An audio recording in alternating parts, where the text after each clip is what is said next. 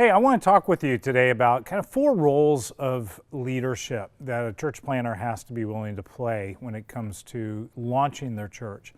When it comes to church planning, the reality is leadership really is key. As a church leader, it really is our job to help others to be all that God desires them to be. I mean, that's it. But again, if it really was only that simple. Let me talk to you a little bit about 4 different roles, or we could look at these as hats or even dimensions that I think every church planner has to be willing to wear or do. The first is the area of self-leadership. When it comes to the development of the church and even the development of other people, you're never going to reach your potential by neglecting self-leadership. I've heard it said over the years that any great leader will devote 50% of their time to this specific discipline. I remember the first time that I heard that and I thought, this seems crazy. That is just way too much amount of time. But over the years, I've come to find out that's exactly kind of what it takes. Devote time to self-leadership. Grow who you are as a leader. The second area, dimension, role, hat that you must wear is that of the visionary leader.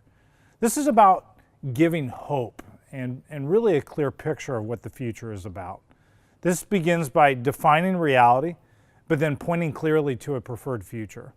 Think about the why behind what you're doing.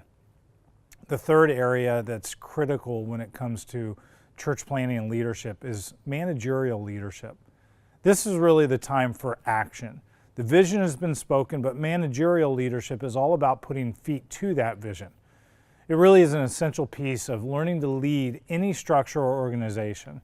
Nothing actually moves forward without this piece. Vision will only remain a dream. My encouragement to you is when it comes to managerial leadership, think through the key metrics of the vision. If you don't have metrics that are measurable, you can never really truly manage the vision. The fourth role, the last dimension of church planning leadership is that of the spiritual leader. What a privilege it is when you think about the ability to wear this hat. Spiritual leaders have a responsibility and the privilege to speak into the lives of those that they're accountable for, praying for them, investing in them, helping them to truly become all that God is wanting them to become. What a privilege it is to care for their soul. My encouragement to you as you continue to move forward in this church planning journey is don't neglect the 4 roles of leadership that are necessary for the church to move forward.